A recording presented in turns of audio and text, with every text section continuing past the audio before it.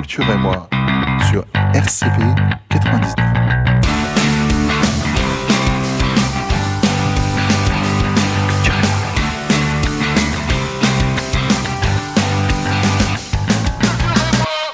Hello, hello et bienvenue dans ce nouveau numéro de Culture et moi.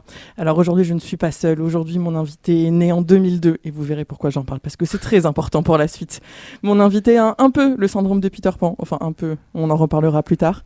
Mais il est surtout humoriste et aujourd'hui donc je reçois Tom Boudet. Salut Tom. Salut. Merci d'avoir accepté l'invitation. Mais merci à toi, merci dans beaucoup ce Juliette. Magnifique studio, notre grotte chez RCV. Mais j'adore, il y a un côté vraiment très rock. Oui c'est ça, c'est ça. J'aime bien, j'ai l'impression qu'on peut enregistrer un album là. C'est ça, très rock'n'roll. Alors premier exercice, je suis obligé de te poser la question Tom. Est-ce que tu peux te présenter ?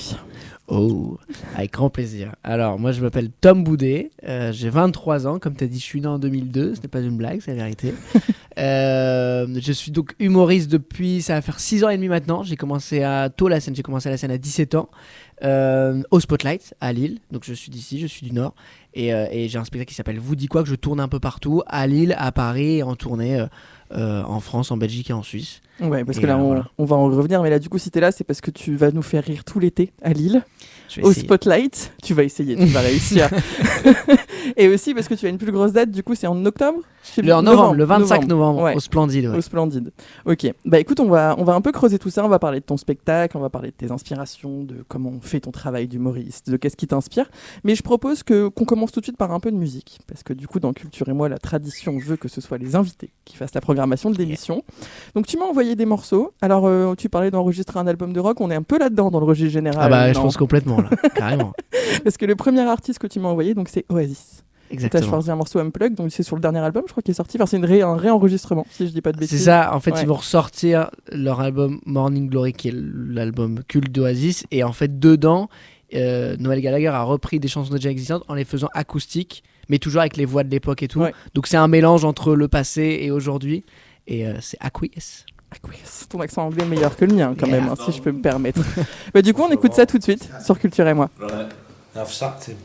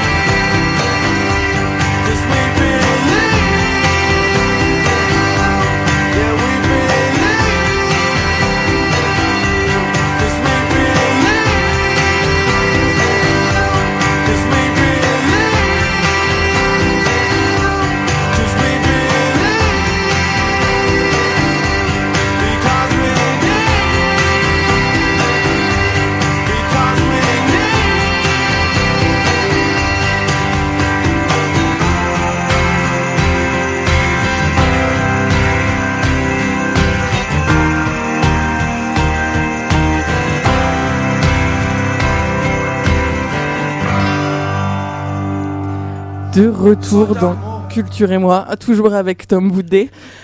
Quel beau morceau, quand même. Incroyable. Pour commencer l'émission, c'est pas mal. Hein. Ouais. C'est un bon choix. Alors, tu me disais hors ligne. Qu'est-ce que je raconte? On n'est pas en ligne, on est à la radio. Hors antenne. Merci Ben pour ta participation. Mais qui est Ben? Il faut présenter Ben. Oui, qui est Ben? Ben, présente-toi. Moi, je suis le type qui est derrière la console et qui pousse les boutons et qui s'assure que l'enregistrement fonctionne. Et C'est qui ça. pose des questions, des fois. Parfois aussi. Voilà. Donc, si Et vous qui entendez dit Ben, non, c'est pas hors ligne. c'est ça. Donc, tu disais que tu allais les voir à Londres, du coup. Ouais, j'ai cette chance-là, dans 2 semaines. Leur première date à Wembley. Ah ouais. Donc rien que le fait, je pense, d'aller à Wembley, c'est fou. Et évidemment, les voir à la maison, quoi. Oui, bah oui. Ça va être dingue. Et en famille, en plus, avec mon papa et mon frère. Donc, Trop bien. un Public bon- c'est un anglais, pèlerinage. famille. Ouais, c'est ça. C'est un c'est magnifique. pèlerinage. Trop hâte. Bon, et du coup, on va un peu revenir sur notre sujet principal, qui est donc toi et ton spectacle. Tu le disais, il s'appelle Vous vous dites quoi? Donc tu tournes avec en ce moment, à Lille, à Paris, un peu partout. Est-ce que tu peux nous faire un peu le pitch du spectacle? En fait, c'est une histoire. Donc c'est un peu mon histoire. Alors évidemment, hein, tiré tout ça pour créer la chose comique, mais c'est une histoire de quelqu'un qui se pose beaucoup de questions, qui est un peu en introspection, malgré la vingtaine, malgré mon jeune âge, mais justement parce que j'ai aussi un peu entre deux mondes, soit le monde de l'enfance, soit le monde des adultes, et je sais pas trop me situer. Il y a des choses que j'aime bien dans les deux, des choses qui m'effraient un petit peu, et donc j'essaie un peu de mieux me connaître à travers tout ce spectacle. Donc j'évoque plein de souvenirs d'enfance, de moments, que ce soit avec mes parents, des amis de mes parents, des amis dans la vie, tout ça. Et voilà, c'est un peu un chemin vraiment introspectif. Et c'est comme tu l'as dit tout à l'heure aussi, un peu sur le syndrome de Peter Pan, vraiment ce truc-là de jongler entre deux mondes. Donc voilà. Oui, parce que moi j'ai eu la chance de voir le spectacle, du coup, histoire de préparer un petit peu cette émission quand même. Ouais. Mais tu te poses quand même beaucoup de questions. J'étais pas sûre de m'en poser autant à cet âge-là quand même. Bah Je suis ouais. vieille en disant ça. Non mais je peux complètement l'entendre, c'est vrai, mais je sais pas, j'ai toujours eu ce truc un peu de remise en question et de recul sur plein de choses. Et évidemment, bah là oui, moi je suis dans un âge où j'essaie vraiment de me connaître moi-même, parce que j'ai envie de faire ce qui me plaît dans la vie, des choses qui me passionnent. J'ai même envie que mon entourage soit le bon, donc bah forcément ça passe par beaucoup de questions comme ça, mais c'est chouette, je trouve que c'est ça qui fait grandir aussi, et là où, comme je te dis, tu peux plus axer sur des choses que tu aimes ou que tu n'aimes pas. Et puis on parlait en faisant rire les gens aussi quand même, pour Ouais, faire passer ouais, la ouais. chose un peu plus, Ah un bah peu bien plus sûr, sympa. et bah, évidemment. Et puis en fait toutes ces réflexions sont juste, c'est la plupart, c'est des choses que j'ai vraiment vécues dans la vie, et c'est des choses moi qui me font rire d'abord, quoi. quand voilà, quand je raconte dans le spectacle un peu mes ratos, mais c'est un truc où évidemment dans la vie ça fait un peu mal, mais tout de suite j'ai eu toujours ce recul de me dire putain c'est fou quand même, qu'est-ce que je vis, qu'est-ce qui se passe, et c'est cool de évidemment d'en tirer du comique, mais ce qui me touche encore plus c'est quand je vois des gens s'identifier par rapport à ça. Et quand c'est des gens de plusieurs générations, évidemment des gens de mon âge, mais quand il y a des plus jeunes ou des plus âgés, qui, par exemple des parents qui arrivent à voir soit eux jeunes, soit leurs enfants, et je trouve que ça c'est le plus agréable, quoi. C'est ce que j'aime le plus. Oui, et puis je pense que ça parle quand même à pas mal de générations. Moi je suis venue avec ma petite nièce du coup Ouais. voir le spectacle, parce que je me suis dit bon, vas-y, plus jeune que moi, je vais ramener le même créneau d'âge. Bah, bon, ça nous a fait marrer toutes les deux, Trop en bien, vrai, trop parce bien. qu'on s'y retrouve quand même. Enfin, je pense que tout le monde peut s'identifier à ça, et ce côté aussi un peu grandir sans grandir, Ouais, je pense que c'est une vraie problématique. j'espère. Mais du coup, tu ris quand même beaucoup de toi. C'est un truc qui m'a fait un peu... Enfin, qui m'a un peu marqué dans ton spectacle, c'est que j'ai vu beaucoup de spectacles d'humour, et souvent les gens se rient d'eux, mais surtout beaucoup des autres. Ouais. Toi, tu ris beaucoup de toi, quand même. Enfin, c'est quand même assez drôle, ce ton Ouais. d'autodérision incroyable. Bah, je pense déjà il y a de quoi faire, c'est pour ça. Et non mais en plus j'aime bien cet aspect là, alors je trouve sur un début de spectacle, mais sur en plus un premier spectacle, Mhm. parce que les gens pour la plupart, je suis dans une phase où beaucoup de gens viennent découvrir, donc me connaissent pas. Je trouve que c'est un peu la moindre des choses de dire avant de parler de vous, je vais quand même me foutre de ma gueule et tout, et en plus je pense que mon profil peut susciter plein de questions, de se dire bah justement il est jeune, donc mince, est-ce qu'il va nous faire rire, est-ce qu'il est pro, et que les gens, il y a beaucoup de gens qui savent pas donc il va te manger, quoi. Donc je trouve que c'est un peu la moindre des choses de faire ça, et je trouve que derrière des vannes sur les autres personnes que j'évoque dans le spectacle, ou même sur le public s'il y a un peu d'impro, quoi, bah ça passe mieux, quoi. Oui. Mais c'est comme dans la vie, tu sais, tu te présentes avant de dire ah, c'est quoi ton t-shirt, et voilà. Donc Ce mec hyper désagréable, quoi. oui, c'est ça. Et il y en a qui font ça, et tu te dis mais comment tu peux ne pas passer par donc je sais pas, et puis j'aime bien ça. Ouais, donc c'est un peu thérapeutique, quoi. Ouais, je pense. Ouais. Bah complètement, et puis ça m'aide, voilà, c'est le cuir est plus dur. Bon, alors du coup, si tu dis ça, j'ai peur du deuxième spectacle. Du coup, tu vas t'en prendre direct à ton public pendant 1h30, du coup, Alors là, c'est ça. faut lâcher les chevaux là.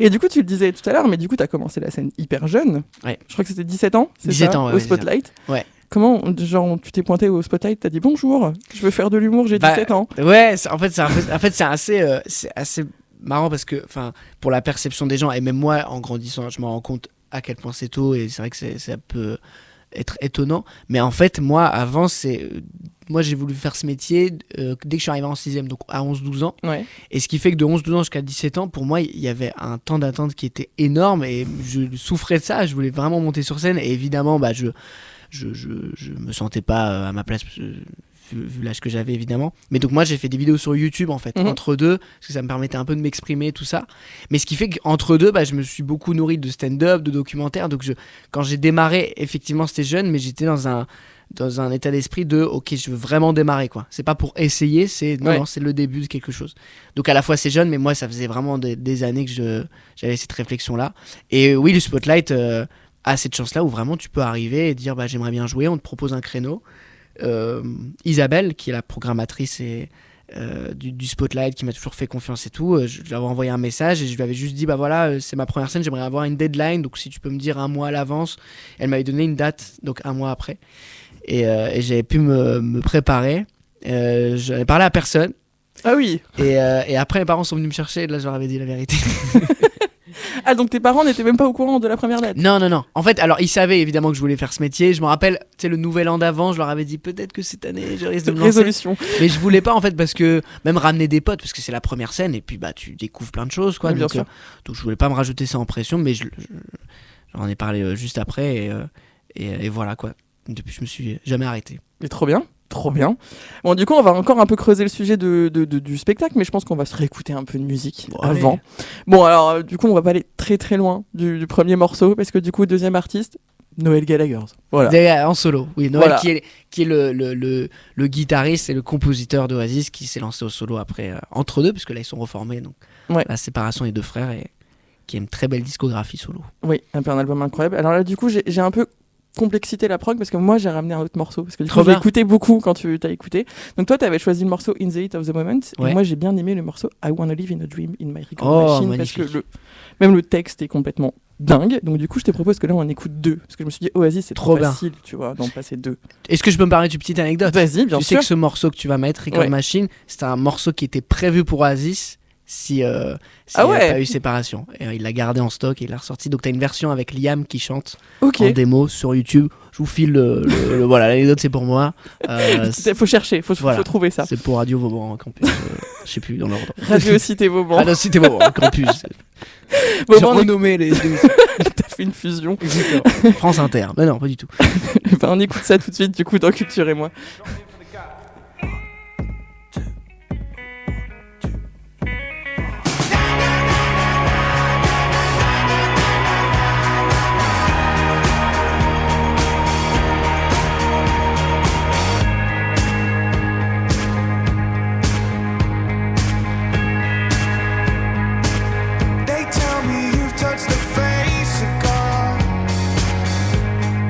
Sound of the road cracking on your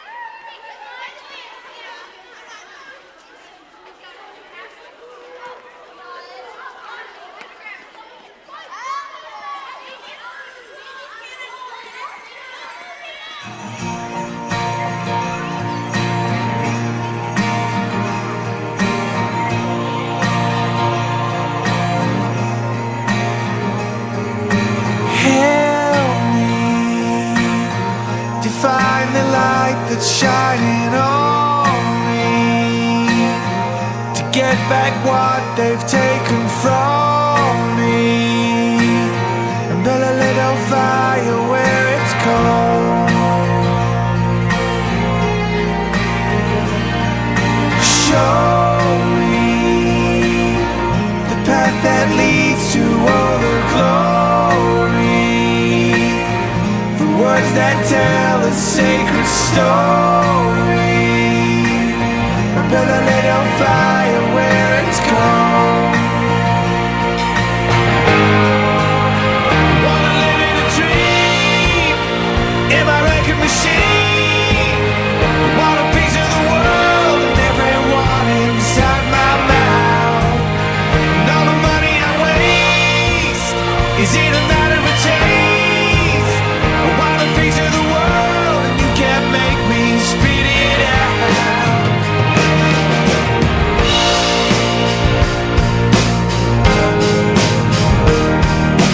Take me back from the darkness where they send me.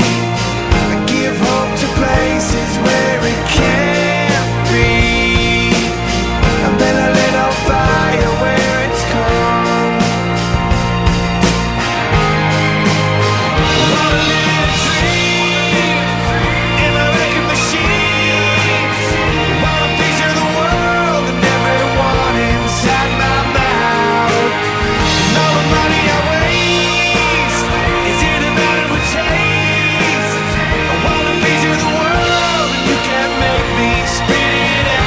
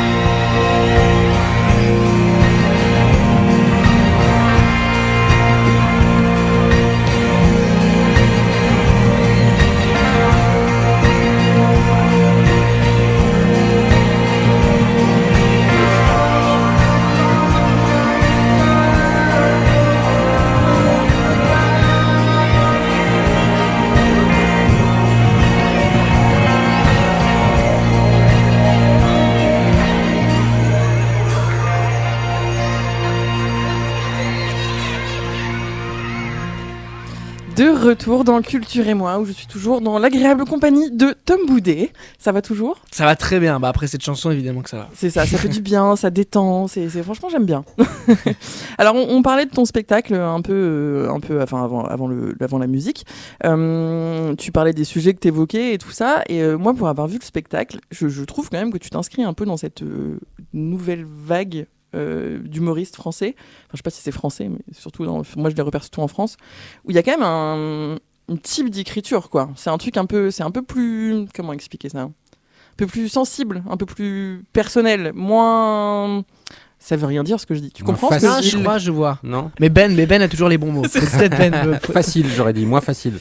Oui, plus intelligent. Ah, ça. Bah, C'est écoute, beau, ça. c'est très gentil. En plus, on peut le dire, le co-auteur du spectacle est dans le studio, Mayol Vanier, donc on le prend le compliment à deux, j'espère. Voilà. Et écoute, merci beaucoup. J'aurais pas évidemment la prétention de dire oui, bien sûr. Après, je pense que il y a eu les débuts stand-up en France.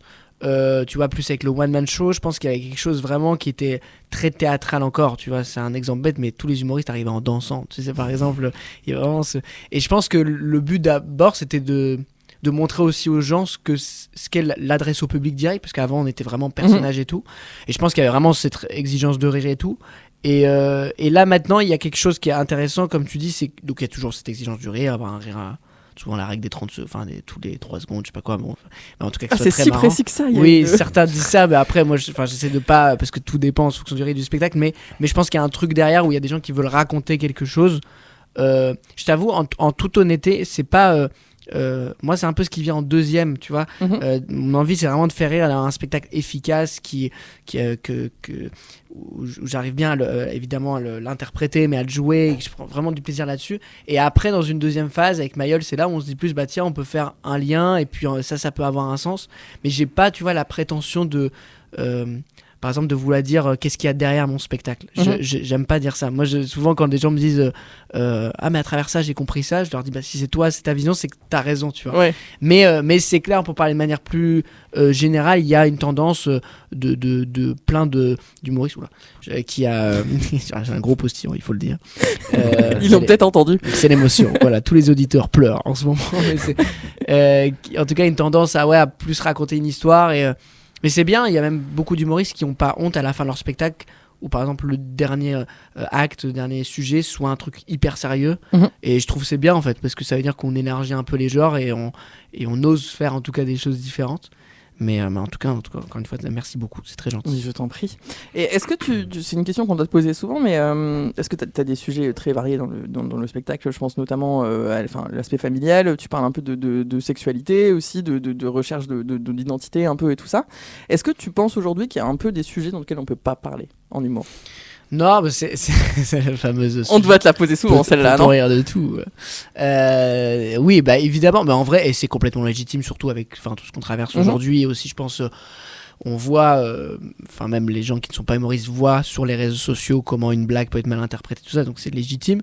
Après, moi, je t'avoue que je trouve que, en fait, pour moi, non, il n'y a pas de limite, pas de censure. Après, ça dépend comment tu fais une blague, quelle est ta position.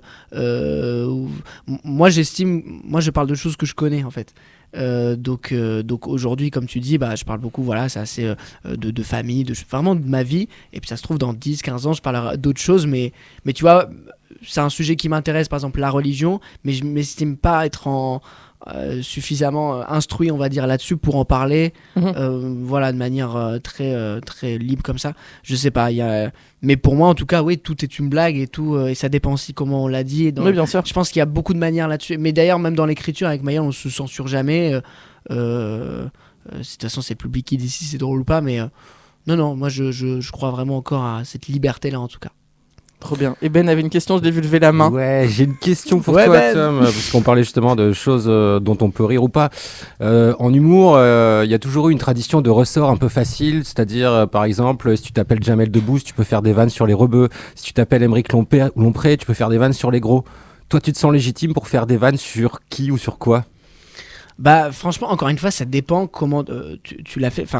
Je pense que là, quand tu parles de communauté, encore une fois, c'est parce qu'ils connaissent bien ces choses-là, tu vois. Tu parles de Jamel parce que Jamel a grandi, je pense, avec un environnement de cette communauté-là, il la connaît mieux que personne. Et moi, par exemple, si j'en parle, ce serait complètement... tu vas te dire, bah non, c'est déconnecté. En revanche, tu vois, par exemple, je peux très bien parler que j'ai un meilleur pote qui est musulman et j'ai grandi avec lui, donc je suis complètement connecté avec ce truc-là. Mais parce que, tu vois, il y a encore une fois une petite histoire un peu invécue. En fait, c'est juste pas raconter les choses de manière gratos et... ça, c'est toujours comme ça, j'ai l'impression, dans la vie, où quand tu te connais pas sur un sujet, c'est comme ça que tu peux raconter un peu n'importe quoi. Et je pense que c'est même pas les blagues le problème, c'est parfois le sujet ou de la manière dont Oui, bien sûr. Et mais par contre, je pense que il n'y a pas forcément cette règle-là d'humoriste, comme tu disais, rebeu qui parle qu'au rebeu, un blanc qui parle qu'au blanc. Je pense qu'on peut se mélanger, et je pense que ceux qui se mettent dans des cases, c'est aussi eux-mêmes qui créent ça, tu vois, qui veulent absolument se censurer ou se limiter. Et moi, c'est pas mon but. Moi, j'aime bien l'idée, comme je disais tout à l'heure, qu'il y ait tout le monde dans mes salles, sans pour autant me dire je veux absolument me censurer pour que ça plaise à tout le monde. Bah non, tu vois, je prends le parti pris de parler de sujets, de choses que peut-être des gens plus âgés peuvent. Tu vois, tu parlais de l'identité, l'orientation sexuelle. Je pense qu'il y a des gens plus âgés qui sont là, ça me parle pas forcément, mais je me dis, j'essaye de leur expliquer pourquoi je ces questionnements-là. Et je pense que même s'ils peuvent être d'accord ou non, mais ils se disent au moins c'est légitime. Oui, bien sûr. Donc le tout, c'est je pense d'expliquer et d'être transparent et d'avoir un peu de vécu et pas mentir là-dessus, quoi. Voilà. Est-ce que cette réponse te plaît, Ben? Ça me convient tout à fait. Oui, parce qu'il faut savoir que Ben, dans cette émission... Ben est dans un aquarium, il faut le dire aux gens. Ben. Et c'est le facteur, il ne te connaît pas du tout. Ah, tu vois. Donc j'aime bien, parce que du coup, il y a toujours des questions auxquelles moi je ne pense pas quand je connais les invités. C'est-à-dire, tu j'ai vois. vu aucune vidéo, aucun spectacle, Mais rien. C'est super. Et pourtant, il s'avère qu'on se connaît quand même, parce que quand t'es rentré dans le studio, tu nous as dit, mais je suis déjà venu ici, on a fait une émission ensemble il y a 4 ans. Et c'est vrai. C'est parce que Donc, tu vois bon. beaucoup trop de gens, Ben, c'est pour Eh ça. oui. Mais du coup, à la fin de l'émission, je ferai l'auditeur naïf de l'émission qui n'a jamais vu rien du tout de Tom Boudet et qui dira si oui ou non il ira voir des vidéos et des spectacles de Tom Boudet. Et du coup, alors, comment tu résumerais le style Tom Boudet, justement? Parce que tu disais que c'est compliqué de se mettre dans des... Mais pour quelqu'un qui connaît pas ton spectacle, tu vois, à quoi il faut s'attendre? Waouh, le style Tom Boudet. Le gars, le melon. Non, en fait, moi j'aime, j'espère en tout cas jouer et faire moi ce qui me fait rire dans la vie. Et il y a donc beaucoup d'observations sur moi, sur ce qui m'entoure, sur un peu la société ou des langages, des tics de langage. Ça, j'adore. Il y a aussi un peu d'absurde, c'est-à-dire j'aime bien partir d'une base qui est vraie pour après l'étirer au plus, souvent on dit un petit détail en faire un gros plan, quoi, tu vois, c'est ça. Et j'aime bien aussi tout l'aspect personnage de jeu et de créer des avec des visages, avec une démarche, avec un truc. Ça, c'est ce qui me plaît beaucoup. Donc je dirais un peu ces trois choses là, quoi, tu vois. Mélangé, je pense que c'est Ouais, puis il y a un petit c'est côté mon niveau. acting quand même, parce que c'est vraiment un spectacle qu'il faut voir. Alors je m'explique dans le propos, c'est que, parce que là en préparant l'émission, je t'avais même dit, est-ce que tu veux pas diffuser un morceau de sketch, un truc, et en fait en posant la question, je suis retourné voir des vidéos, mais je me dis en fait ça marchera pas, parce qu'il y a un côté vraiment acting de tes sketchs, et en fait il faut te voir, parce qu'il y a quand même un truc, il y a des trucs très drôles, on va pas tout raconter non plus, mais je pense que ton jeu de scène est aussi important que le texte, en fait, entre guillemets, complètement. et que voilà. Non mais du coup très chouette. Et donc on parlait du public aussi, c'est vrai que t'as un public quand même très varié, parce que moi le soir où je t'ai vu, il y avait autant des gens beaucoup plus jeunes que moi, enfin de ton âge quoi, et des gens beaucoup plus vieux. Moi je me rappelle de gens de Bondu ou Marc, je sais plus, c'était genre deux couples là. C'était épique. Ouais. Je t'avoue, quand je les ai vus rentrer, je me suis dit, ils sont perdus. Genre, ils ont vu de la lumière, ils sont rentrés, tu vois. Mais au final, ils étaient vraiment investis dans le spectacle et c'était quand même très drôle. Donc, c'est vraiment un spectacle, je pense, qui peut plaire à tout le monde et parler vraiment à tout le monde. En tout cas, moi, c'est je me suis rendu compte, c'est ce qui me procure le plus de joie. C'est quand à la fin du spectacle, quand je salue les gens et je vois qu'il y a plein de générations, c'est vraiment. Encore une fois, c'est pas dans l'idée de me dire je veux, tu sais, m'adapter à tout le monde. Non, parce que je suis qui je suis, je raconte ce que je raconte sans pour autant m'adapter. Mais en même temps, c'est trop bien de se dire qu'il y a plein de lectures en fait et de points de vue différents. Ça, je suis trop content de ça. Eh ben trop bien. Et alors on va conclure sur cette belle parole et on va réécouter un peu de musique du coup. Allez. Alors on continue dans la mouvance très british, hein. T'as choisi David Bowie. Oui, évidemment. Je crois que c'est l'artiste que je passe le plus dans l'émission David Bowie. Il y a quand même c'est un vrai, truc je connais. tout le monde est d'accord sur David Bowie. Tu étais fan?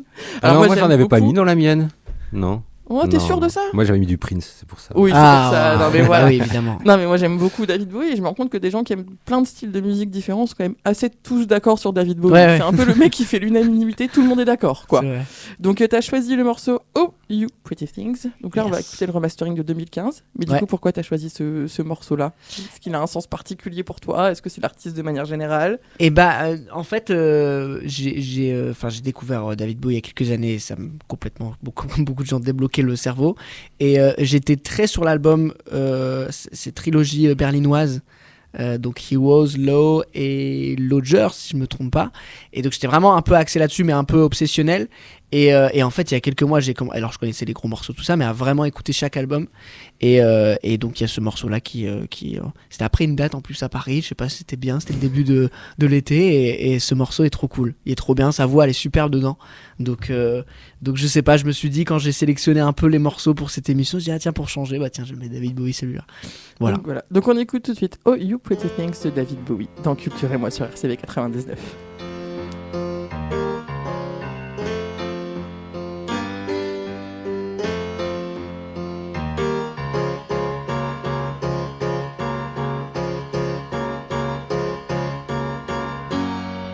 up your sleepy head.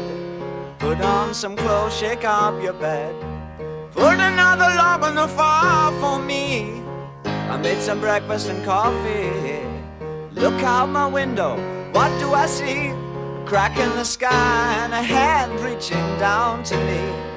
All the nightmares came today, and it looks as though they're here to stay.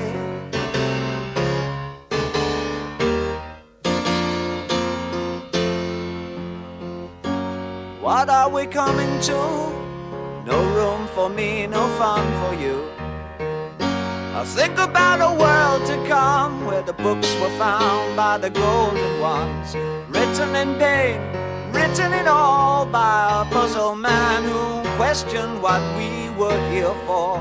All the strangers came today, and it looks as though they're here to stay.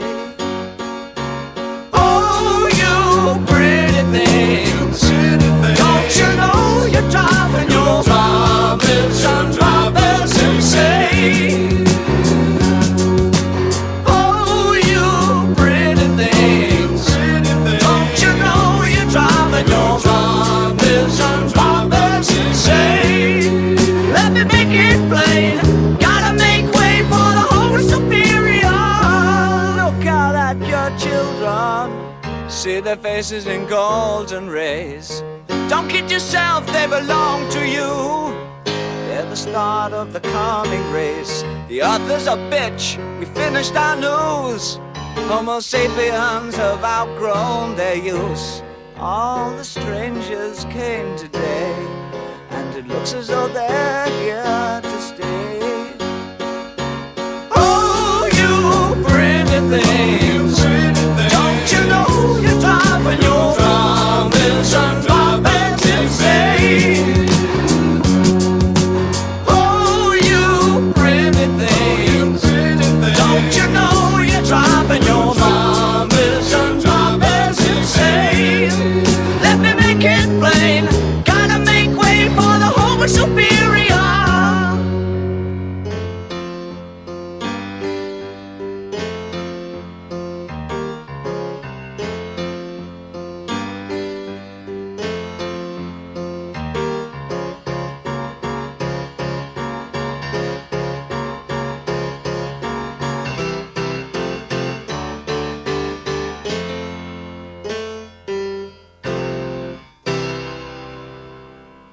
De retour dans Culture et moi sur cette air de David Bowie, toujours en présence de Tom Boudet. J'aime beaucoup ta sélection musicale, ça me fait plaisir. Merci, c'est gentil, Juliette, merci beaucoup.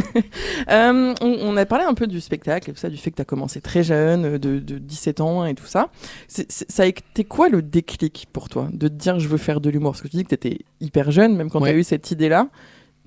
Comment c'est venu? Enfin, d'où ça vient? Moi, j'ai eu la chance d'avoir une éducation par mes parents vachement dans la culture.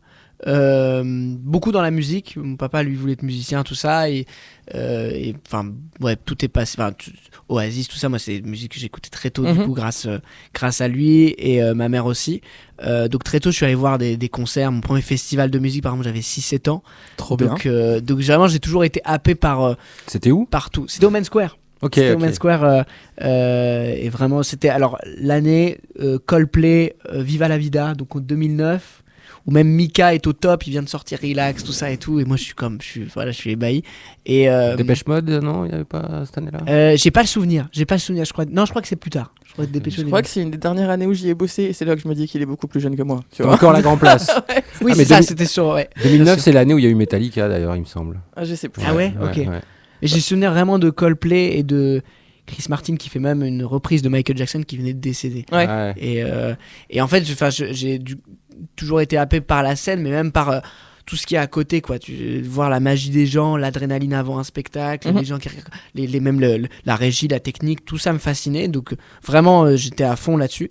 Mais la musique me plaît beaucoup, mais j'ai l'impression que je faisais ça parce qu'on m'avait transmis ça. Ouais, bien sûr. Et en fait, quand j'ai découvert des humoristes par moi-même, c'est là où il y a eu vraiment un déclic. Et surtout un sketch de Gad Elmaleh sur la sortie d'école, dans son spectacle Papa est en haut.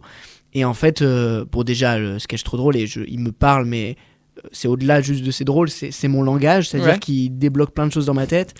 y a un truc qui me touche, c'est que je vois mes parents rigoler. Et moi aussi, mais forcément pas aux mêmes choses. Mais du coup, je me dis, oh putain, il touche tout le monde. Ouais, Et en plus, sortie d'école, moi j'étais donc en CM2, 6ème. C'est le sujet me bien sûr. touchait vraiment. Et de me dire, mais ce mec-là qui devait avoir 35-40 ans, putain, il est précis.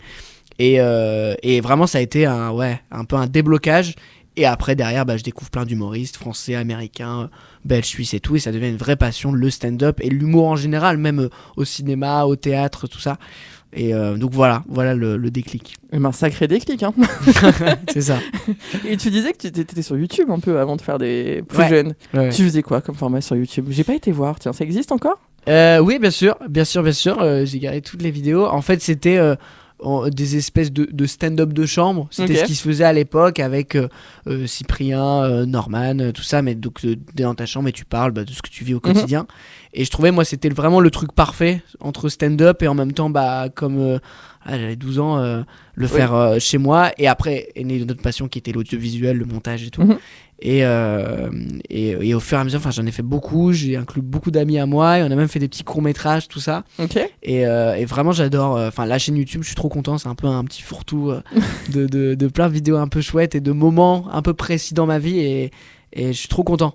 Genre, ça a pu vraiment m'aider à déjà écrire, Ouais, bien avoir sûr. ce muscle-là et d'assumer, de jouer et tout. Là-dessus, c'est trop cool, quoi. Mais tu parles de musique, mais je crois que vous faites un peu de musique quand même, non? J'ai vu un truc passer sur YouTube là. Y a pas un petit truc Alors, là? alors moi, je fais de la guitare. Ok. Je fais de la guitare depuis je suis petit, tout ça. Et en fait, on a la chance d'avoir une manager, une productrice qui a un studio dans sa boîte de prod, puisqu'elle gère des artistes musicaux. Et dans le studio, il y a une batterie. Et Mayol, on dit voilà, moi je fais de la guitare, tu fais de la batterie. Et donc Mayol s'est exercé. Et moi, je lui trouve un talent à la batterie qui consiste à 1, 2, 3, 4. C'est-à-dire, ça fait 1, 2, 3, 4. 1, 2, 3, 4. Mais C'est la base après, hein. c'est la base et il l'a réussi très vite. Et là où moi j'ai des gros problèmes de coordination avec moi. Mais non, on a tenté ça. Mais tu vois, ça, par exemple, on l'a filmé, on l'a mis sur YouTube. Comme ça, c'est une espèce de petit vlog. Mais c'était juste. J'aimais bien cette idée-là de dire voilà, c'était un moment marrant filmé. Mais c'est clair que la musique occuperait une grande place dans ma vie. Voilà, quoi. De tous les jours.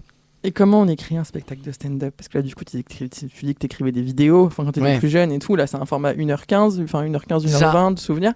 C'est quand même un taf différent d'écrire un spectacle aussi Ouais, long, bien sûr. de trouver les gags et tout ça. Comment tu travailles ça? Comment tu... Et puis c'est plus exigeant parce que déjà t'es en vrai, donc faut vraiment être rythmé, tout ça, faut que ça soit, c'est un peu un travail d'artisan, quoi, c'est au mot près. Et puis après, sur le spectacle d'une heure, il y a autre chose, c'est-à-dire qu'il y a un rythme à avoir sur une heure, une histoire, une cohérence. Et c'est là où Mayol m'a beaucoup aidé. C'est au-delà même des blagues, c'est Mayol, voilà, m'a déjà dit non, mais là ça va pas en cohérence avec ça, là tu répètes plusieurs fois le même mot, tout ça. Donc c'est pour ça, écrire un spectacle à quatre mains, c'est beaucoup plus facile. Après, nous, pour le coup, c'était aussi le premier spectacle, donc on l'a écrit. Je pense qu'il n'y a pas de recette pour écrire un spectacle, mais en tout cas, nous, on l'a écrit un peu à l'envers.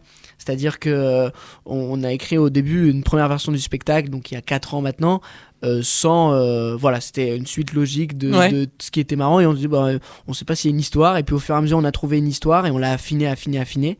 Et comme c'est le premier, moi j'ai commencé à jouer à 19 ans, donc c'est très jeune et tout, donc moi j'ai évolué aussi dans la vie, ça a été un peu plus clair sur ce qu'on voulait raconter. Mais c'est clair, c'est un autre exercice, mais qui est trop bien. Enfin, moi j'adore.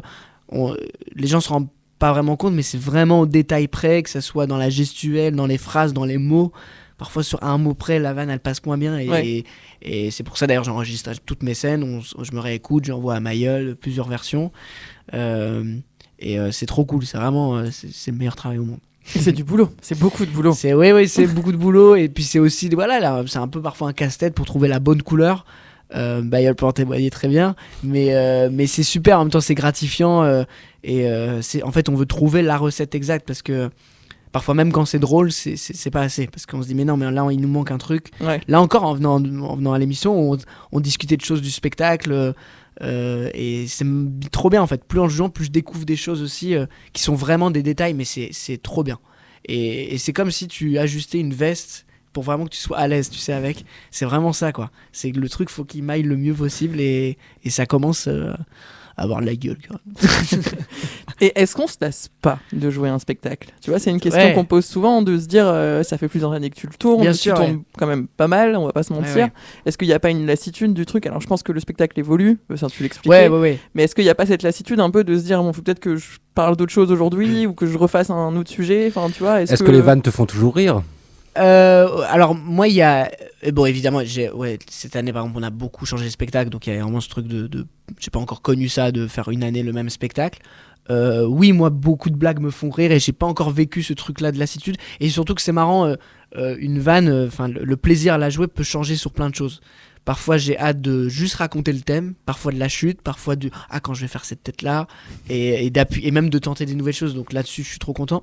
Et puis aussi il y a quelque chose qui est trop bien, c'est que j'ai mon spectacle d'1 heure que je joue partout, mais à côté mes semaines sont ponctuées de comedy club. Donc c'est quand on joue 10 minutes avec plusieurs artistes, où là on teste, on rôde, etc. Et ça me permet, je prends un plaisir à casser la structure. C'est-à-dire je peux faire une blague qui a 3 minutes dans le spectacle, et la deuxième blague elle est au bout de 40 minutes, donc je m'en fous, j'agence. Et surtout je teste beaucoup, donc je fais beaucoup de nouveaux textes, ce qui fait qu'en comedy club, parfois les gens viennent me voir et ils vont voir 2 minutes qui sont dans le spectacle et 7 minutes entre guillemets inédits, et quand ils viennent voir le spectacle c'est autre chose. Donc c'est pour ça que je fais ça aussi, pour pas me lasser et pour écrire et pour garder un peu le muscle, tout ça. Donc j'ai pas encore connu ce truc là, peut-être que je pense qu'à un moment oui le spectacle, enfin c'est peut-être plus l'histoire qui peut être, je pense, usant pour certaines personnes. C'est voilà, quand tu racontes une seule et même histoire, mais en même temps c'est tellement jouissif quoi, surtout de jouer quelque chose où tu sais que ça marche à peu près quand même, non pas d'être sûr des réactions, ce serait trop arrogant de dire ça, mais en tout cas de se dire je sais que si je fais ça comme ça peut être pas mal. J'adore, c'est trop bien. Et du coup, le rire du public, t'arrives à en profiter un peu sur scène ou pas? Parce que tu vas quand même être très focus sur ce que tu fais, entre guillemets. Oui. En fait, il y a un bon, un bon fil que j'ai réussi à apprendre cette année grâce à mon metteur en scène qui s'appelle Tom Dingler. C'est évidemment, moi, le rire me fait du bien. Les premiers rires, moi, ils sont trop importants. Ça me met à l'aise, ça me met en confiance. C'est un truc d'acceptation aussi. Mais en même temps, ne pas l'attendre, en fait. Et la frontière, elle est fine, mais c'est-à-dire qu'il faut que, peu importe ce qui se passe dans la salle, moi j'ai un spectacle qui est solide et donc je dois l'assumer, je dois le jouer de la même énergie que si devant moi j'ai 3 personnes ou que 300. Et j'arrive un peu à faire ce travail-là, et c'est ça aussi, c'est jouissif, mais évidemment le rire c'est trop bien. Et même moi, encore une fois, ce qui me touche, c'est quand les gens se reconnaissent, quand je vois des gens qui se regardent et qui disent mais oui, c'est trop vrai, t'as vécu ça aussi. Ça j'adore, parce qu'il y a un truc de waouh, vraiment ça parle à tout le monde, ça c'est trop bien, c'est vraiment trop bien. Trop bien. Voilà. Qu'est-ce que Il y tu a peux un truc un rajouter peu à ça? universaliste, j'ai l'impression, dans ta façon de vouloir faire de l'humour, non? Mais ouais, complètement. C'est vrai que mais je pense que j'ai vraiment cet amour-là du regard un peu entre guillemets magique que peut avoir les gens. Souvent, je compare ça à quand tu rentres à Disneyland et tu vois tout le monde qui est apaisé, qui est juste trop content. Et moi, j'aime trop ce truc-là. Quand chacun on se retrouve, qu'on est un peu tous ensemble, sans pour autant, encore une fois, vouloir absolument plaire à tout prix, tu vois, c'est comme ça que tu te restreins. Mais en tout cas, de voir malgré tout que quand des gens de différentes cultures, âges, rigolent à la même blague, mais peut-être ils ont d'autres idées, il y a un point de vue différent, c'est trop bien. C'est vraiment une sensation incroyable, quoi. Vraiment. D'autres questions, Ben? Je te Non, vois non, me regarder non, comme ça, non. il était happé par la phrase que tu viens de lui dire. C'est vrai. Merci, Ben. Oui, non, mais j'écoute, je bois tes paroles. Ça me donne envie pour l'instant d'aller voir le spectacle, mais ne crois pas que l'émission est terminée. Je donnerai c'est mon bien. avis Il à la est dur, fin. il est dur, faut faire attention. À tout moment, je me prends un bâche. Attention. Bon, on va faire encore une petite pause musicale. Ouais. Alors, ce que j'ai bien aimé dans ta sélection, c'est que tu m'as envoyé 2 découvertes. C'est trop Ouais. bien, parce que j'aime bien cet exercice-là. Et le premier que tu m'as envoyé, donc, c'est le groupe Almost Monday, que tu as découvert tout récemment, de ce que j'ai compris. Ouais, il y a quelques semaines, et j'ai eu la chance de les voir. Donc là, on parle il y a quelques jours, le week-end dernier, au Main Square, justement, Ok. sur la Green Room, la scène moyenne, et je les ai vus à 16h. C'était trop bien, ils ont assuré. Bah, c'est hyper. Je ne connaissais pas, j'avoue, je ne connaissais pas avant que tu m'envoies ça. C'est quand même très punchy, très. Ouais, bah là, le morceau. Très bon mood, quoi. Le morceau Enfin, que je me suis permis de te donner, c'est très Tame Impala, un peu, Ouais, c'est ça. dans le style. Et voilà, ils viennent de San Diego, et c'est un peu, je pense, dans la veine même Harry Styles, tout ça, et ça joue très bien en live. Donc je suis trop content si on va Ouais. les Et écouter. j'en ai mis 2, du coup j'en ai rajouté. Ah, un trop aussi. bien, trop cool. Du coup, on va écouter le morceau Jupiter et après on écoutera le morceau Sequoia aussi qui était très Trop très cool sur leur chaîne. Trop Donc bien. voilà, on écoute ça tout de suite dans Culture et moi sur RCV 99.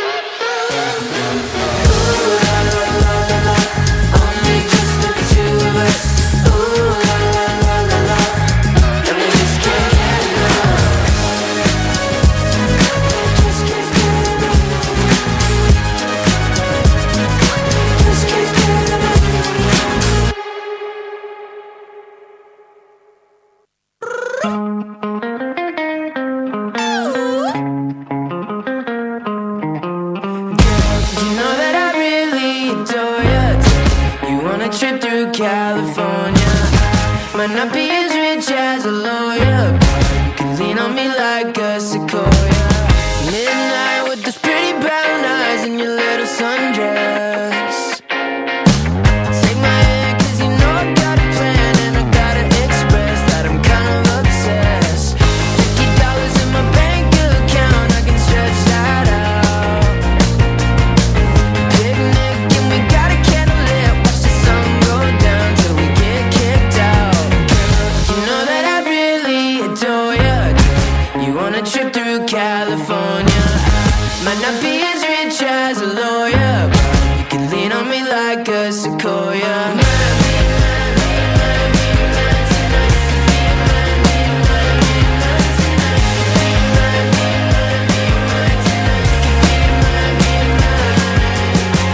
Call me crazy, call me what you like. I got your face tattooed so I can stare at you all night. You decided for sure run away to high speed chase on the interstate. Take my time, it's all I got. What we have, no it can't be bad. 'Cause girl, you know that I really adore you. Take you on a trip through California. I might not be as rich as a lawyer, but you can lean on me like a sequoia.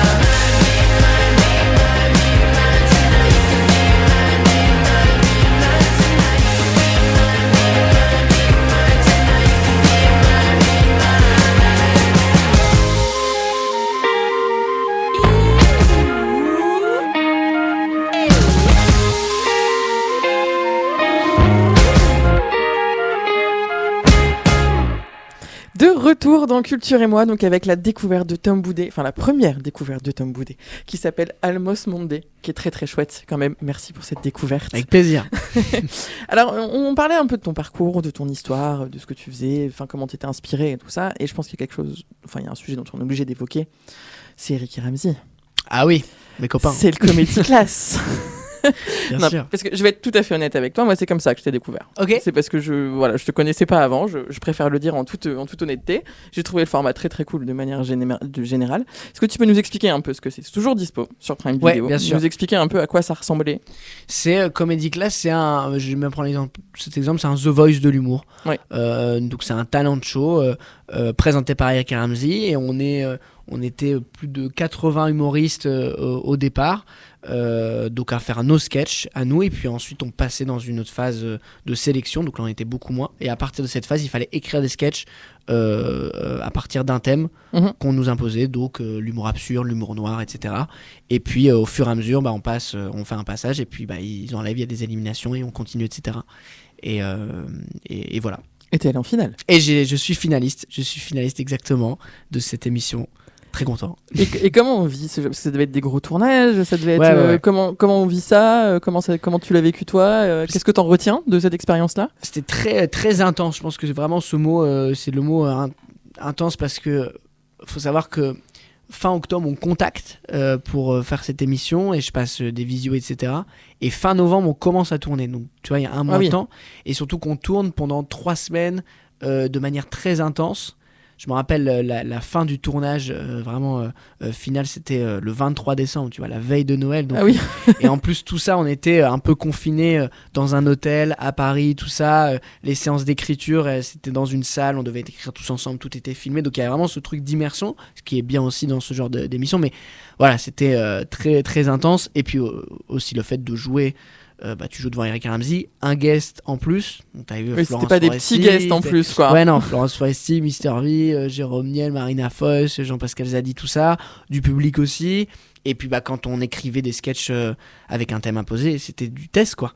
Par exemple, il y a un sketch sur l'humour noir. Moi, c'est pas du tout mon humour. Qu'est-ce que je vais dire dans l'humour noir ? C'était vraiment le défi. Mais là-dessus, voilà, c'est pour ça aussi que j'ai accepté cette émission parce que moi, c'était dans un élan créatif, quoi, de me dire justement qu'est-ce que je vais faire lors du roast, lors du d'humour absurde, lors de l'humour noir. Et là-dessus, avec Mayol, on s'est vraiment amusé à écrire plein de choses et justement un peu sortir notre zone de confort sans pour autant se complètement changer. Oui. Et voilà, je pense que en toute modestie, c'est ça qu'ils ont apprécié aussi. Alors, j'ai regardé tes passages avant l'émission. Ouais. Tu t'es quand même pris beaucoup de compliments, moi j'ai l'impression. T'as pris Ah ouais beaucoup de compliments. Alors, j'ai quand même des trucs. Alors, attends, j'ai noté. T'es prêt ou pas? Florence Foresti a dit que t'avais une bonne gueule et que t'étais un acteur en devenir. Eric est sous ton charme, apparemment. Il fait pas de l'humour noir, il fait de l'arme noire. C'est beaucoup mieux. Ah, c'est vrai. Signé Ramsey. Alors, ils ont mal prononcé ton nom, apparemment, par contre, Oui, souvent. Tom Baudet. Et Ramsey t'a demandé si tu voulais être son fils. Ça, c'est vrai. C'est pas mal. T'as Ouais, répondu, ouais. tu t'as dit oui? Je dis oui, papa. Non, t'as dit je préfère être le fils de Judor, non?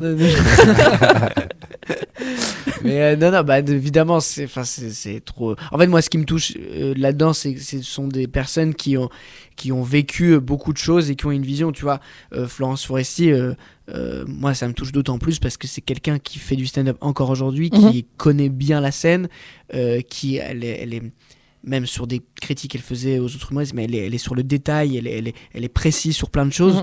Donc d'avoir un peu de son expérience ou de ses retours, c'est fou. Et là, ce qu'elle me dit, évidemment, moi, c'est un truc que je garde à vie, quoi. C'est trop, c'est fou. Donc non, je suis trop content de ça. Vraiment, c'était vraiment intense, quoi. Le mot est là. Vraiment intense. Bien et intense. Et du coup, il y a Jean-Pascal Zadi qui pose une question dans l'émission et je veux avoir la réponse. Est-ce que vous les entendez vous critiquer ou pas, pour de vrai, après vos passages? En fait, ouais, non, on avait un retour télé dans tu sais, le coin loge et le temps que tu sors de scène, Ouais. parce que enfin bref, on avait une espèce de petite micro-interview entre deux, on n'avait pas trop le temps. Après, il y a certaines séquences non, parce que c'était genre dans un studio, tout ça. Mais non, ouais, là-dessus, c'était assez abrupt. On pouvait pas les voir avant. Ils nous saluaient, mais pas plus que ça, pas les guests. On découvrait les guests sur place. Ah oui. C'est-à-dire 10 minutes avant. Et bah, ce sera Florence Foresti. Ok, d'accord, super. Donc, parce que mais c'était aussi voulu pour l'immersion, etc. Et là, ils ont tourné une saison 2 qui, je pense, par contre, ils sont un peu revenus de ça. Peut-être, je crois qu'il y a une proximité un peu plus proche avec les mentors et les candidats, ce qui est pas plus mal. Et puis moi, ce que j'ai beaucoup apprécié dans cette émission, c'est aussi le fait que ce soit la première saison. Donc c'est-à-dire que pour eux, comme pour nous, comme l'équipe technique, il y a vraiment ce truc de aller tous ensemble, on va créer quelque chose. Et ça, c'était vraiment jouissif aussi de voir comment un directeur, une directrice artistique fabrique ça, et parfois ils se trompent, parfois ils demandent carrément notre avis et tout. C'est hyper intéressant là-dessus. Oui, du coup, le fait que vous n'ayez pas contact avec les juristes, peut-être aussi par rapport à l'écriture, non? Pour pas que vous adaptiez un peu votre type d'humour à la personne. Oui, je pense qu'il y a de ça, et puis aussi pas pour nous influencer ou trop. Aussi, il faut se dire clairement d'avoir peur, quoi. Ouais, la pression. Parce que, ouais, c'est ça. Moi, si on m'avait dit avant, il y a Florence Foresti, derrière, tu t'en parles à des gens et tout. Et d'ailleurs, c'est marrant parce que je me souviens de ce moment-là, parce que c'était le premier guest, c'était Florence Foresti, donc c'est déjà du lourd d'entrée de jeu. Et comme tout le monde, j'ai eu une montée de pression, et après tout de suite j'ai pris le truc de manière très positive, en train de dire mais c'est trop bien, en fait, j'ai la chance de là, je vais la voir entre guillemets pour moi, elle va m'écouter pendant 5 minutes, c'est trop bien, c'est une chance de ouf. Et est-ce que ça a changé quelque chose pour toi de participer à cette émission? Est-ce qu'il y a vraiment eu un avant-après ou pas? Oui, si, après ça n'a pas voilà, ça a pas complètement changé toute ma vie, mais faut le dire quand même, si ça met une bonne lumière sur mon travail et sur le spectacle. On a eu beaucoup d'opportunités derrière, que ce soit des dates de spectacle et tout, ça fait une très belle vitrine. Après, je pense que derrière, voilà, il faut confirmer, et j'ai la chance d'avoir des salles qui me font confiance, comme le Point Virgule à Paris, le Spotlight, tout ça, et même derrière, on s'est vachement professionnalisé avec mon équipe. Voilà, il y a eu Tom Dingler qui fait la mise en scène. Avec Mayol, on a redoublé aussi de travail. On a toute une équipe qui gère. Donc, c'est clair que les retombées là-dessus, en tout cas, personnellement, elles sont super. Est-ce que tu gardes un contact avec, je sais pas, des jeunes comme toi que tu as rencontrés là-bas, ou alors avec l'équipe de prod, Eric et Ramsey L'avantage, c'est que tous les humoristes, déjà, on a ce truc, le fait d'avoir fait cette émission, il y a un peu comme si on avait fait Koh-Lanta, quoi. C'est-à-dire que c'est un truc un peu ancré, on sait ce qu'on a vécu, et pour la plupart, je joue tout le temps avec eux dans les comedy clubs à Paris ou ailleurs. Donc, et voilà, des gens comme Adèle Fugazi, Elliot Doyle, Camille Laurent, enfin, c'est des amis, quoi. Donc là-dessus, c'est trop bien. Ensuite, sur Eric et Ramsey, j'ai eu la chance de les voir pour la saison 2. On a fait une petite séquence ensemble, donc c'était chouette, un peu cette retrouvaille-là. Et sur la prod, ouais, bien sûr, la prod nous suit. Souvent, ils demandent des nouvelles. Il y en a qui viennent voir le spectacle aussi, donc ça, c'est assez chouette. Et puis voilà, et puis aujourd'hui, moi aussi, le fait de. Je commence à passer un peu des castings pour tout, bah tu recroises un peu les mêmes têtes. Non, franchement, c'est trop bien. Et puis, encore une fois, il y a ce truc ancré de on est les premiers, quoi. Oui. C'est la première saison, donc c'est. Je pense que c'est comme tu sais, toutes les premières saisons. C'est un peu la Loana de C'est ça. l'humour, quoi, ça. Mais c'est vrai, en même temps, c'est vrai, tu vois. Ces trucs-là, tu vois, c'est marquant. Mais je fais rien dans une piscine, ça, par contre, voilà. Je vous En le tout dis. cas, pas filmé, quoi. Oui, voilà. Non mais cette émission, moi je l'ai trouvé quand même, le concept je l'ai trouvé quand même déjà assez incroyable. Allez, au moment où ils l'ont annoncé sur le côté de l'humour, mais moi ce que j'ai trouvé dingue c'est le casting qu'ils ont fait. Je sais pas si tu l'as vu l'émission, Pas Ben, du tout, tu l'as non. pas vu. Le type d'humour qui est présenté, en fait chaque candidat a vraiment une typologie d'humour hyper différente de départ. Et c'est juste que moi quand j'ai vu les premiers épisodes, je me dis mais comment ils vont choisir là-dedans en fait. Enfin c'est des Ouais. trucs tellement. Enfin, tu parles d'Elliot Doyle, par exemple, qui a un humour, mais je saurais même pas le décrire, son Ouais. humour. Et tu te dis, ils s'affrontent sur des trucs où en fait, il n'y a pas vraiment de différenciation, mais le format humoriste, c'était trop bien. Enfin, c'est le Oui, pop star oui. de l'humoriste, quoi. Ouais. Tu vois, enfin, Et puis je pense ce qui est chouette aussi, parce que évidemment c'est très très compliqué de juger de l'humour et c'est très subjectif ou quoi, mais ce qui est bien c'est que je pense que ça a aidé aussi les spectateurs et spectatrices de se dire bon c'est le choix d'Eric et Ramsey, mais il n'y a pas de ce truc de plus fort ou plus nul. Ouais. Comme c'est très varié. Voilà, c'est un style d'humour. Elliot, par exemple, évidemment qu'il les touche en plein cœur, parce que c'est ce qu'ils font. Elliot aurait pu faire des films avec eux sans problème. Et en même temps, c'est pas pour autant qu'ils vont dégrader mon travail. Bah non, ils savent, tu vois. Donc, je pense que ça, pour le regard du public, c'est pas mal. C'est pas mal de montrer qu'il y a plein de styles d'humour variés. Et aussi, c'est une bonne réponse à des gens qui peuvent dire, ah mais le stand-up, ils sont tous pareils et tout. Oui. Non, là, c'est le cas. Tu regardes une émission, tu vois. ah oui, que c'est pas du tout le cas. le premier numéro, on a bien compris qu'il y avait des registres différents Ouais. dès le début. Bon, bah top. Du coup, c'est toujours dispo, je crois, sur Ouais, Prime. bien Bah sûr, oui, je l'ai regardé, bien sûr. du coup, oui, donc C'est l'avantage toujours aussi que ce dispo. soit sur une plateforme comme Prime Video, c'est que ça ne s'arrête jamais en fait. Donc là, moi, je reçois des messages de gens qui l'ont découvert il y a un mois alors que c'est sorti il y a un an. Donc Ouais. c'est là-dessus, c'est trop chouette, c'est bien. Et ben on va enchaîner sur une petite découverte musicale. Alors tu as choisi Water Lily, du Ouais. coup, qui est française, mais qui est peut-être même lilloise. Mais Exactement. carrément, elle était Ouais. assise en face de toi il y a à peu près 3 mois. Donc, C'est vrai ouais, ouais. Et elle était à Quel l'aéronef il y a quelques jours. Là, pour Ouais, sa elle a release fait party. sa release party de son EP qui s'appelle La Pieuvre et je pense que c'était important de prendre une artiste locale Locale. d'ici. Et puis j'ai la chance d'un peu la connaître et c'est trop bien et je suis trop content pour elle ce qu'elle fait et surtout ce morceau Liquid Sunrise qui est un peu un morceau différent de cette EP parce que c'est le seul morceau si je me trompe pas où elle chante en anglais. Mhm. Et je le trouve trop bien, il est très différent et encore une fois voilà c'est trop bien qu'il y ait des artistes comme ça qui émergent à Lille et je pense que c'est une pépite comme on dit. C'est très très chouette. Elle Du a un coup, côté envoûtant, c'est clair. Ouais. ouais, c'est un peu magique quoi. Mais du coup, on va écouter le morceau qui s'appelle Liquid Sunrise de Water Lily tout de suite dans Culture et moi.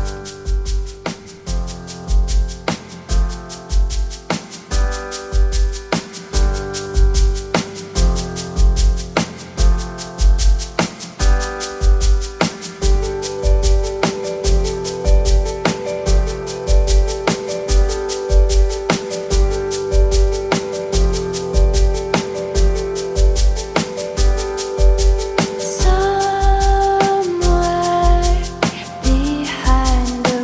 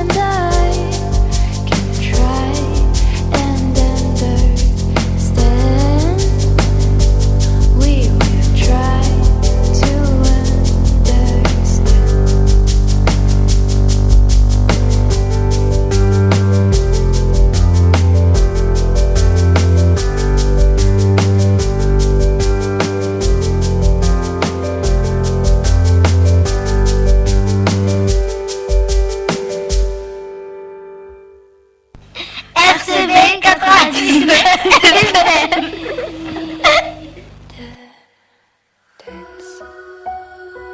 I need your face. I need your arms around my waist. I need a friend to hold me when I fall asleep, to catch me when it's hard to breathe. I never really knew how to tell you that my heart craves you, and it's been aching for days. How could I even tell you that I love you? You don't want me to, 'cause you want somebody else. Is it too late? Will it ever be? Please don't freak out when you hear me say, hey, I need a dance. I need your face. I need your arms around my waist. I need a friend to hold me when I fall asleep, to catch me when it's hard to breathe. So I'll sing you a song that you'll choose not to hear, and I won't care at all as long as you're happy. Please don't walk away from me. Promise I'll be fine, but don't forget me.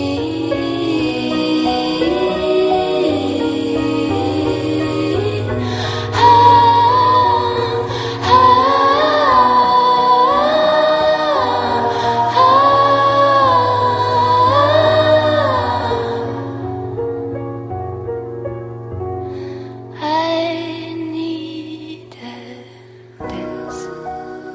I need your face. I need your arms around my waist. I need a friend to hold me when I fall asleep, to catch me when it's hard to breathe. De retour dans Culture et moi avec ce petit moment de douceur. C'était Water Lily, du coup la découverte de Tom Boudet. Du coup. Exactement. Alors c'est un peu dur de reprendre après ça. Là, on est Ouais, un peu c'est détente et l'émotion. tout. Parce qu'en plus on arrive déjà dans la dernière partie de l'émission. Alors déjà, est-ce que tu peux nous faire un petit récap des endroits où on peut te voir là bientôt? Parce que du coup cet été t'es beaucoup là, à la rentrée aussi. Est-ce que tu peux nous faire un petit récap? Bien sûr. Alors, donc cet été, je joue au Spotlight. Donc, je joue le 12, 19 et le 26 juillet à 21h. Et ensuite, au mois d'août, les 2 derniers samedis du mois d'août, donc le 23 et le 30 août, si je ne me trompe pas, 21h aussi. Et ensuite, je dois quitter malheureusement cette petite salle du Spotlight que j'adore, que j'aime tant, pour passer à une plus grande salle, le Splendide, le 25 novembre, dans le cadre par contre du Spotlight Festival. Et voilà, c'est ma première grande salle à Lille, 500 places, donc j'ai trop hâte, ça va être fou. Hâte ou stressé? Non, j'ai hâte. J'étais stressé au début et en ce moment, je suis dans un bon truc de vraiment hâte. Et puis, on est en train de tout préparer pour ce show-là. Et voilà, donc ça, pour l'instant, c'est ma dernière date à Lille, le 25 novembre au Splendide. Eh ben trop bien. Et je suppose qu'on peut te retrouver sur tous les réseaux sociaux. Ouais, bien Tu as sûr. une chaîne YouTube, du coup, ça, on en a parlé. Partout. Mais tous les réseaux sociaux. Insta, TikTok, Facebook, Tom Boudet. Et même Amazon Prime. Et Ah, même sur Prime Vidéo, exactement. C'est un peu classe de dire ça quand même. C'est bien, c'est cool. C'est franchement... Bon, on va passer à un petit exercice de fin d'émission. Je vais te poser des petites questions assez brèves. Tu réponds du tac au tac. Tac au tac. Donc oui, non, sans justification. Ça sera un petit peu plus que oui, non. Alors, Ok. si vraiment il y en a une que tu veux justifier, tu peux, mais voilà, Ok. assez vite. Alors, c'est à quelle chose tu es vraiment accro? La scène. Genre, si je joue pas pendant une semaine, je suis pas bien. Ok. Ton insulte préférée? Tu peux y aller, nous on a le droit de dire des gros mots à l'antenne. J'aime bien, mais alors, c'est une manière de le dire un peu spécifique. Genre, imagine, je suis de loin. Salaud! J'aime bien ce truc-là. C'est vraiment, mais faut être de loin, quoi, tu vois. Ton endroit préféré? Endroit, salle de spectacle ou ville? Ce que tu veux. Tu peux dire ta chambre si tu veux. C'est vraiment un parc, Bah une écoute, salle. j'ai envie de dire Londres. J'y Londres suis allé il y a quelques mois encore et j'adore cette ville. Trop bien. La chose dont tu es le plus fier. Mon chien, mon teckel. C'est surprenant comme réponse. Non, pas du tout. Enfin, si, j'aime beaucoup, je t'aime Rio. Non, bah écoute, et le Splendide, je suis très content de faire cette salle à Lille. J'ai trop hâte. Ok. La chose ou la personne qui te fait rire à chaque fois.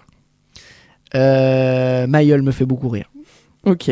Dédicace à Mayol. Dédicace à Mayol. Bah alors, j'ai un peu la réponse, mais quel métier tu voulais faire enfant? Artiste, comme aujourd'hui. Genre petit enfant. Genre tu jouais à l'artiste quand t'étais enfant. Ouais, carrément. Ah ouais. Ah ouais, carrément. Je me faisais, Ah oui, c'est tout vraiment un une truc. vocation quoi. Oui, c'était vraiment, ouais, grave. Le super-héros, le super-pouvoir que tu aimerais avoir. Je crois qu'en fait, c'est le concept du costume. Donc, Spider-Man, moi, c'est mon super-héros préféré, mais c'est d'avoir un Le costume. collant. Ouais, vraiment. En fait, le masque, tu sais, le bisou que fait Spider-Man en se retournant, j'adore ce truc-là. Ok, En fait, donc c'est juste le costume quoi. c'est ça. C'est comme si je veux être avocat, c'est juste pour mettre la robe, en fait, tu vois. Ok. C'est juste pour ça. Ok, alors dans le spectacle, c'est très privé de joke pour ceux qui ont vu le spectacle. Ok. Il paraît que tu ressembles à un renard. Il paraît, oui. À quoi il ressemble Ben? Quel animal il te fait penser Ben? Ben, tiens, c'est marrant, en plus je me le disais tout à l'heure. Pour moi, c'est un petit ourson. Oh, trop mignon. Mais vraiment, mais c'est pas un ours, c'est un petit ourson. Tu me fais penser à un petit ourson dans Frères des ours. Voilà, je le dis. Trop mignon. Ok. Et là, Je il est- prends. Il est je mignon, prends, je Ben. prends. Voilà, et pour comprendre pourquoi je pose cette question, il faudra aller voir le spectacle. Ouais, exactement. Plutôt voiture ou vélo? Vélo. Plutôt Liam ou Noël? Noël. Plutôt Eric ou Ramsey? Ouais, je peux pas dire. Non, là, franchement, les deux. Alors, je peux faire nuancer. Vas-y. En termes d'acting, il m'a beaucoup surpris, c'est Ramsey, parce qu'en ce moment, il fait un peu du drame, tout ça. Mhm. Mais en termes d'écriture, Eric, tous ses films et tout, je suis très très fan. Ok, notre balle au centre. C'était la dernière Voilà. question. Ça va. Ça T'as bien va. répondu. Ouais, j'en rajoute une. South Park ou Rick et Morty? Les Simpsons. Ah, cette réponse Tu triches. insupportable. Je ne viendrai pas voir ton spectacle. Je suis désolé. Et du coup, là, on va passer à c'est mon moment préféré de l'émission parce que du coup, on va découvrir ton plaisir coupable. C'est la musique que j'adore, mais je le dis à personne. Alors celle-là, je l'aime bien. hein. Stop. Ta meilleure amie. Par contre, tu le dis à personne. Je le dis ou je le dis pas. Petit exercice de tous les invités. Je leur demande le morceau un peu honteux, mais qu'ils aiment bien écouter quand même. T'as l'air de l'assumer, parce que moi, souvent, ils l'assument complètement. pas du tout. Genre, j'ai même eu la réponse de tu vas vraiment le diffuser. Bah oui, c'est le principe. En fait, mais après, il a aussi particulier le plaisir coupable parce qu'il peut ne pas être coupable dans certaines situations. Par exemple, si l'équipe de France gagne la Coupe du Monde, souvent les gens aiment le mettre. Mais moi, c'est une chanson qui, avec Mayol d'ailleurs, elle nous fait vriller mais au quart de tour. C'est-à-dire que les premières notes, c'est que de la joie et c'est magnifique. Je Oui. sais pas c'est quoi, il va voir. Mais vraiment, j'adore. Est-ce qu'on dit ce que c'est du coup? On Non, laisse les il faut- gens non, non, découvrir. on va pas le On dire. ne dit rien. Je veux que Mayol vrille devant eux.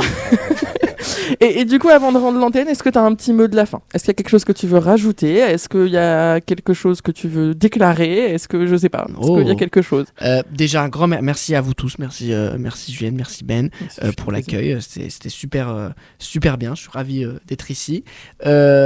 Écoutez, venez me voir en spectacle. Avec Mayol, on fait un bon spectacle. En tout cas, ça part d'une bonne intention. Et puis voilà, j'espère qu'on va vieillir ensemble. Pas trop, mais voilà, quand même. Ah bah, j'ai hâte de voir le deuxième spectacle, du coup. Tu Moi auras aussi, 30 j'ai ans, tu vois, j'ai hâte de voir les sujets. Hein, là, ça va être... Bon, du coup, on va se quitter là-dessus. Je vous invite du coup à réécouter l'émission qui est disponible en podcast, à venir sur les réseaux pour voir les petites photos et les interventions des coulisses, parce que là, du coup, vous voyez pas nos têtes, mais du coup, sur les réseaux, vous les verrez. À nous suivre. Et puis moi, je vous donne rendez-vous dans une semaine, du coup, pour une nouvelle émission. On sera sur un autre registre, vous verrez. Et on se quitte tout de suite, du coup, avec le plaisir coupable de Tom Boudet. J'ai pas dit le nom. Hein. À bientôt sur RCV beaucoup, 99. Samba.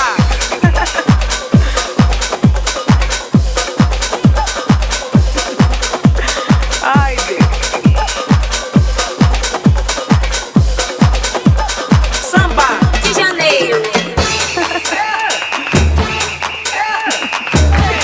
Ai,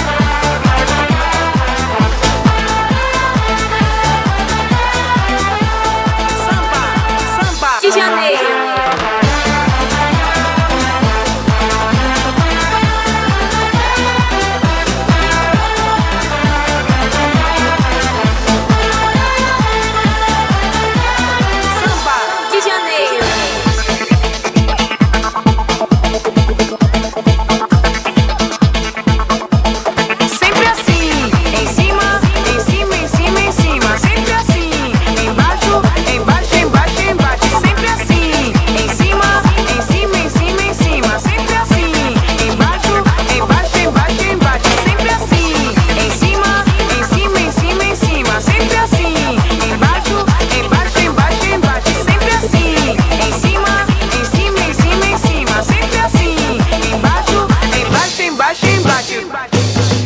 Samba.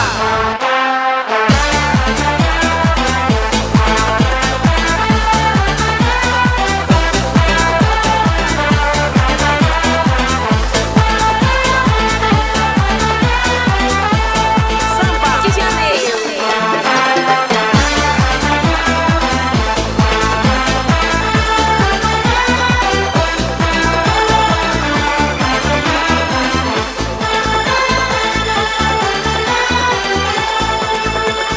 Samba de Janeiro.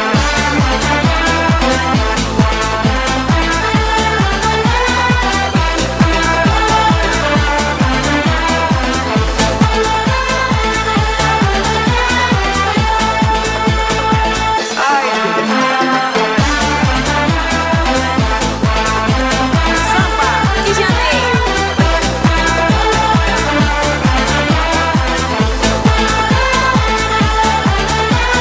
Samba, samba de Janeiro. Samba. Culture et moi sur RCV 99.